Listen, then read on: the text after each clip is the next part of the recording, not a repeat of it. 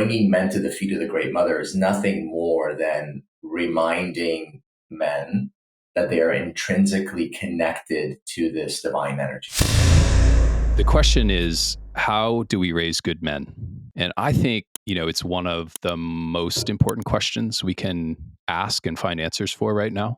Yeah. When you and I have talked about this many times, when we look at the world around us, most of the major problems on the planet, it's the kind of unconscious, disconnected man is kind of at the source of a lot of the major issues on this planet, or at least an unhealthy masculinity. And so the question is, for me, is like, how do we cultivate, not just as fathers, but as like stewards and as protectors of the Great Mother, how do we create the conditions for growing good men? Well, first and foremost, we have to take responsibility for ourselves, right? And for even take responsibility for the toxicity that exists in the collective from previous men who have done harm. We are actually the ones that are stewards of reconciliation of that charge. But to answer your question, our society does not foster this awareness of connection to something greater. So traditionally, historically, initiations were designed to awaken that within an adolescent, awaken him to the fact that there's something greater than him at play. And secondly, invite him into a community of other men who believed in that paradigm, right? So what happens is boys become men, but their mentality and their way of life is really about serving the self and not serving something greater than the self. So something interesting happens when you take a young boy that's really impressionable, around the age of 12, you pull him from his mother's bed in the middle of the night. So the men would come in the middle of the night as a community and almost like take the boy in this tribe out of his mother's bed, right? The mother is wailing. She's like, no, don't take him. Immediately, the boy is confronted with this limitation of his, this limitation that something bigger than him is taking him away. Now, of course, the mother is in on this. She knows about initiations. She probably knew it was coming. And then the boy is put through an ordeal. He's put through something really confronting, and he gets to meet a version of himself because of this challenge that he wasn't privy to. And once he overcomes this, and of course, different traditions have different degrees of severity in this ceremony, then he is reminded through a wound about what he has overcome and is brought into a fold of other men who have also gone through something similar. This introduces him to community. This introduces him to living for the greater collective good, not linear, I'm going to get whatever I want mentality that is kind of fostered in this capitalistic quote unquote democracy. It's a completely different paradigm. It is not so linear. It's not a straight line. It is a circle experience.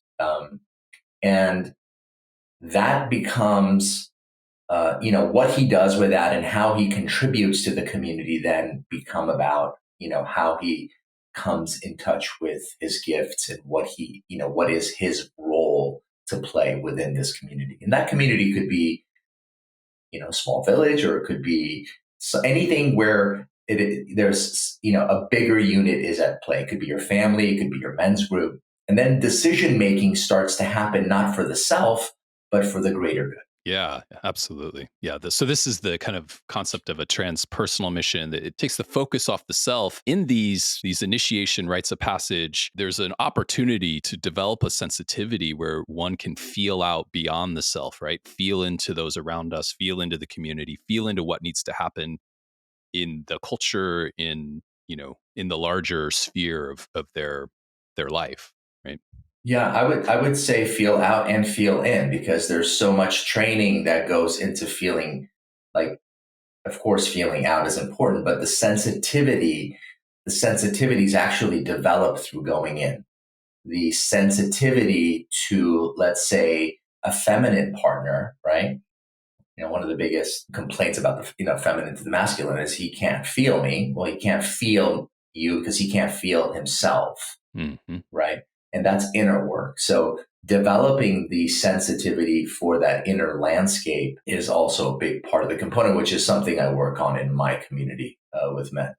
Yeah, right. You're laying out the kind of ideal path, right? Which is an initiation at adolescence from boyhood into manhood that breaks down the kind of myopic self focused into a broader kind of transpersonal focus with a high level of self awareness. Most of us didn't get that. Most of us aren't getting that, and not all hope is lost, right? So, this is where some of your work comes in. This is where some of my work comes in, where we can reintroduce these rites of passage at any phase of life. And of course, it's ideal at adolescence. This is my whole, I have this program, Wild Hearts, which is 10 to 12-year-olds with their fathers. It's kind of a pre-initiation in the way that you're describing, where they're there with their dads and it's in the wilderness, right? Like we can create these experiences where we are initiating them, but that isn't always possible. And so we can actually have these initiatory experiences at any phase in life, right? And so that's part of the work you do, correct? Like you're working with men at any age along the way to have this type of initiation. Yes. Yes. So I actually don't work with teens. I work with, men that are, potentially I'll let a 17-year-old come into the space, but usually they're 18, 19, and 19 is the youngest kind of in our community right now. And then we have men all the way into their 70s. But, I have a 4-month program where we do that, but we don't, it's the initiation is a culmination of 4 months of inner work. It's 4 months of, like, this is an adult whose insides are filled with experiences, fears, resentments. I mean, his inner temple is full. So it takes 4 months of clearing a lot of that, some of the shadows that are at play, recurring worlds that are getting in the way. So the first thing that has to happen is that this temple body it needs a cleansing. It needs a cleansing to even be able to pick up the scent of what it even means to be in relationship with the divine. I mean, such a personal experience that's different for everybody, right? That inner relationship. But there is no chance for picking up the note if your attention is preoccupied because you're out of integrity in your life, you've screwed people over, you're constantly associating your being with what you're thinking. I mean, there's an extraction that has to happen between your sense of self and your thinking. Obviously, you know, most of us know we are not our thoughts, but extrapolating one's identity from thinking, it takes time. It's not something I can just say to somebody, be like, stop it. Mm-hmm. Stop doing that. So, they have to experience that witness distance from the thinking. They have to literally have that experience. So a lot of work goes into this 4-month program. And then at the end, we'll go through a 4-day initiation in the wilderness, right? I'm curious for you how you answer this question. Why do men need to work with men? Those that are listening to the show, maybe women or just any human, may be curious, like, what's happening in a men's circle and why are there just men there? Mm-hmm. It's like there's actually a lot of cultural baggage around this idea of men kind of holding up and making decisions without anyone else in the room. Yeah. And I know for me, men's work has been maybe the single most important thing in my life that has both kept me sane and helped me grow and develop. Mm-hmm. But I sometimes get this question, like, why do you have to go, like, Absolutely. It's a good be question. with other men? So I'm just curious how you answer it. So men historically, traditionally, hold a lot. They are constantly in modes of creating structures and outputting and meeting demands. Not that the feminine doesn't. This is not comparison. This is just talking about men, okay? And they need a space where they can leave all that outside of the circle. They can leave all that outside the circle and they can come into the circle at a minimum, not say a word and just feel like they are a part of something where there's no demand on them. This is their time and space, right? And men also in our society are stifled quite a bit, okay? They're stifled in, there's many ways I can take this conversation, but let's take it in the realm of expression of power.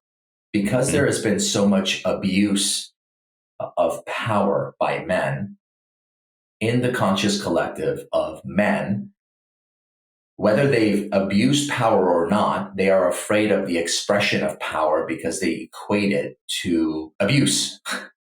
So many men naturally, this power lives in them. This is an archetypal energy that you cannot extrapolate out of a man. You can't turn him into something he's not, because we're dealing with hundreds of thousands of years of evolution, right? So the question is, how do men learn to work with this power? They have to learn that it's safe to express it in a container, right? So in practices that I bring to the table, men have an opportunity to be guided to places where they can open the door and freely express that power without worry that it's going to hurt somebody or it's going to damage somebody, or they just get to feel what it feels like to turn it up. Just turn it up and let that really come out, right? This alleviates the non-expression of that energy, because what happens when energy is not expressed, it moves into shadows. So now we're not getting men that are expressing that energy sideways, we'll say, right? So men start to begin to learn more about themselves and their range, right? That's why King Warrior Magician Lover talks about, which I think most of the people probably listening. It's Robert Moore's book, King Warrior Magician Lover. That's right. Gillette and Moore wrote, who are two Jungian psychologists, wrote this book about trying to articulate certain energies that are archetypal, that simply live within the male psyche, through the male body, and their philosophy comes from Jung, who says, look, whatever you don't express, it's going to find another way of its expression. It'll come out through shadows. So these circles give men permission for full expression, first and foremost. And this expression really creates a deeper understanding and a sense of self. And simultaneously, we work on deepening our capacity for larger and larger amounts of energy to even run through us. And what is energy but the feminine herself? Yeah. The expression of life itself. So what happens is naturally men begin to develop their nervous system and their capacity to be in right relationship to the feminine, which I personally believe every men's group, this should be one of the pillars that they focus on. How to be in balanced and right relationship to their counter.